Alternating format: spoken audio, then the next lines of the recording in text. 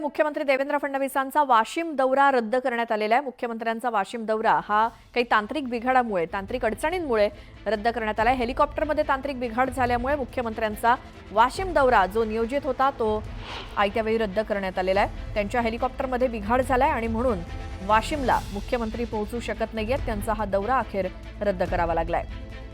हेलिकॉप्टरमधल्या काही तांत्रिक अडचणी त्यामुळे मुख्यमंत्री आज वाशिम दौऱ्यावरती होते, मात्र या अडचणींमुळे हा दौराच रद्द केलेला आहे। आमचे प्रतिनिधी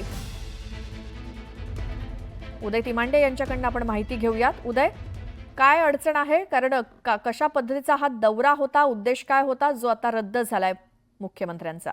खरं तर वाशिमच्या पोहरादेवी जी बंजारा समाजाची काशी म्हणून ओळखलं जातं, तिथं आज रामनवमीच्या निमित्तानं जे आहे ते मुख्यमंत्री देवेंद्र फडणवीस सपत्नीक म्हणजे अमृता फडणवीस यांच्यासह पोहरादेवी इथे जाऊन जे आहे ते तिथं असलेल्या देवीची पूजा अर्चना करणार होते। सोबतच तिथं असलेल्या संत सेवालाल महाराज मंदिराचं जे काम चालू आहे त्या कामाची पाहणी देखील करणार होते। मात्र आज मुख्यमंत्र्यांच्या हेलिकॉप्टरमध्ये जे आहे ते काही तांत्रिक अडचण आली आणि त्या तांत्रिक अडचणीमुळे जे आहे ते मुख्यमंत्र्यांचं हेलिकॉप्टर जे आहे ते उडू शकलं नाही। त्यामुळे ऐन वेळी जे आहे ते मुख्यमंत्र्यांचा पोहरा देवीचा दौरा जो आहे तो रद्द करण्यात आलेला आहे।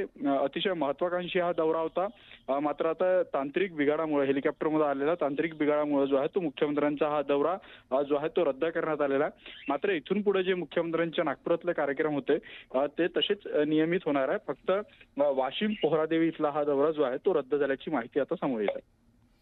बिलकुल, धन्यवाद उदय या सगळ्या माहितीसाठी।